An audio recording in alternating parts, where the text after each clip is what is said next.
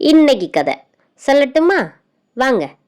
மதுரைக்கு அருகில் உள்ள ஒரு சிறு கிராமத்தில் பிறந்து வளர்ந்தவள் சாரதா. வயது 20. வசதியான குடும்பம், அமைதியான சூழல்.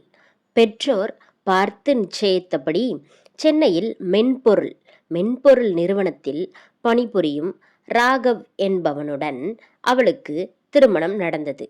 ராகவ் குடிப்பழக்கம் போன்ற எந்த கெட்ட பழக்கமும் இல்லாத அமைதியான ஒரு நற்பண்பாளர். திருமண வாழ்வை பற்றி பல கனவுகளோடு சாரதா புகுந்த வீட்டிற்குள் நுழைந்தாள். ஆனால் அவளது திருமண வாழ்க்கை அவள் எதிர்பார்த்தபடி அமையவில்லை. ராகவ் அன்பானவனாக இருந்தாலும் தாம்பத்திய உறவில் அவனால் சில நிமிடங்களுக்கு மேல் நீடிக்க முடியவில்லை.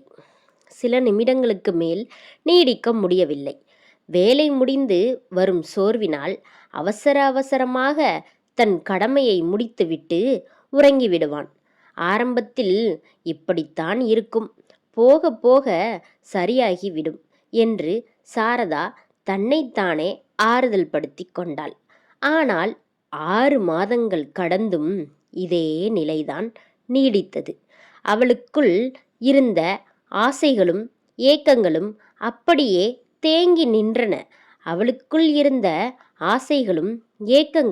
அப்படியே தேங்கி நின்றன. இதற்கிடையில் ராகவின் அலுவலக வேலை காரணமாக அவர்கள் சென்னை நகரின் ஒரு அடுக்குமாடி குடியிருப்புக்கு குடிபெயர்ந்தனர். காலையில் 8 மணிக்கு சென்றால் இரவு 9 மணிக்குத்தான் ராகவ் வீடு திரும்புவான். அந்த பெரிய குடியிருப்பில் சாரதாவுக்கு தனிமை நரகமாக இருந்தது. அப்போதுதான் அவளுக்கு பக்கத்து வீட்டு தோழி காவ்யா அறிமுகமானாள். காவ்யாவுடன் நேரம் செலவிடுவது சாரதாவுக்கு பிடித்திருந்தது. ஒரு நாள் காவ்யாவின் வீட்டிற்கு சென்றபோது காவ்யாவின் கணவர் விக்ரம் என்பவனை சந்தித்தாள். விக்ரம் உடற்பயிற்சி கூடத்திற்கு சென்று தன் உடலை கட்டுக்கோப்பாக வைத்திருந்தான்.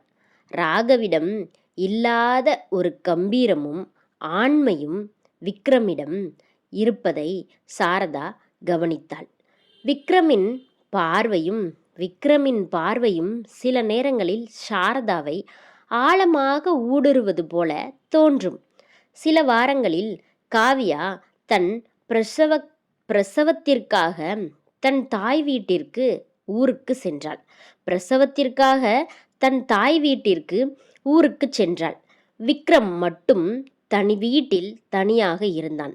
அவன் தனியாக உணவகத்தில் சாப்பிடுவதை பார்த்த சாரதா அண்டை வீட்டு நட்புக்காக அவனுக்கு இரவு உணவு சமைத்து கொடுக்க தொடங்கினாள்.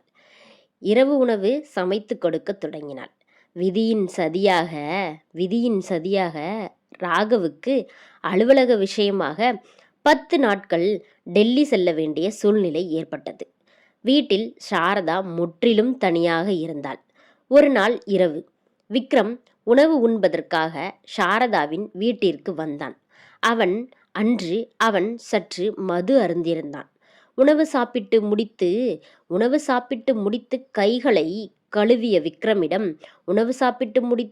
கைகளை கழுவ சென்ற விக்ரமிடம் சாரதா துண்டை நீட்டினாள்.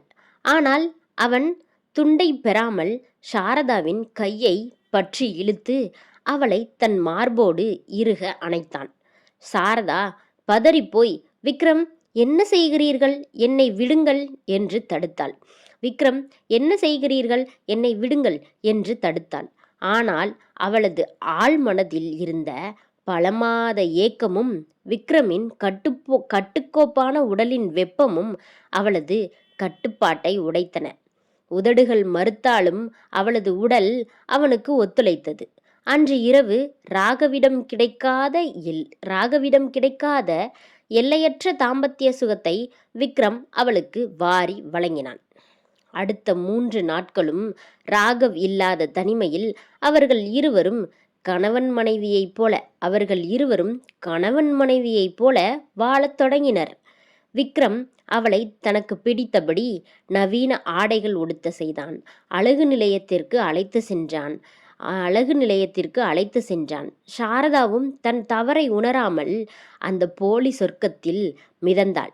4ஆம் நாள் ராகவிடமிருந்து ஃபோன் வந்தது. வேலை சீக்கிரம் முடிந்துவிட்டது சாரதா. நாளை மதியமே நான் வீடு திரும்புகிறேன் என்றான்.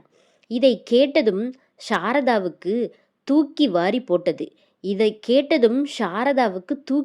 போட்டது.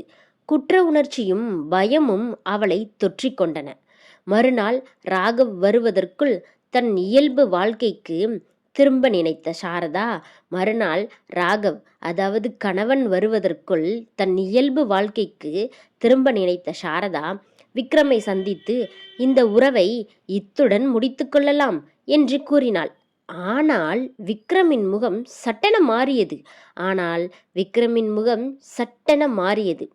அவன் தன் மொபைலை எடுத்து அவளிடம் காண்பித்தான். அதில் கடந்த 3 நாட்களாக அவர்கள் நெருக்கமாக இருந்த வீடியோக்களும் புகைப்படங்களும் இருந்தன. 3 நாட்களாக எடுத்த வீடியோக்களும் புகைப்படங்களும் இருந்தன. அதிர்ச்சியில் உறைந்த சாரதாவிடம் விக்ரம், சாரதா, உன்னை அவ்வளவு சீக்கிரம் நான் விடமாட்டேன். நீ என்னுடன் வாழ வரவேண்டும். இல்லை என்றால் உன் வீட்டில் இருக்கும் நகைகளையும் பணத்தையும் எனக்கு கொடுத்து விட வேண்டும். மறுத்தால் இந்த வீடியோவை உன் கணவனுக்கு அனுப்பிவிடுவேன் என்று மிரட்டத் தொடங்கினான். அவன் ஒரு ஏமாற்றுக்காரன் என்பதும் பணத்தை கொடுத்தாலும் வீடியோவை அழிப்பான் என்பதற்கு எந்த உத்தரவாதமும் இல்லை என்பதும் சாரதாவுக்கு புரிந்தது. இப்படியே போனால் வாழ்க்கை நரகமாகிவிடும் என்று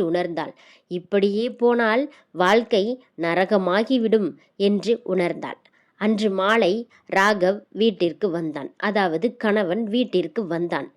சாரதாவின் முகத்தில் இருந்த பதற்றத்தை கண்டு, என்ன சாரதா, என்ன ஆச்சு என்று அன்போடு கேட்டான். இனி உண்மையை மறைப்பதில் அர்த்தமில்லை என்று முடிவெடுத்த சாரதா ராகவின் கால்களில் விழுந்து அழத் தொடங்கினாள். என்னை மன்னித்து விடுங்கள், நான் உங்களுக்கு பெரிய துரோகம் செய்துவிட்டேன். என் ஏக்கங்களை பயன்படுத்தி கொண்டு பக்கத்து வீட்டு விக்ரம் என்னை மிரட்டுகிறான். வீடியோக்களை வைத்துக்கொண்டு பணம் கேட்கிறான். நான் உங்களுடன் வாழும் தகுதியை இழந்துவிட்டேன். நான் வீட்டை விட்டு போகிறேன் என்று கதறினாள்.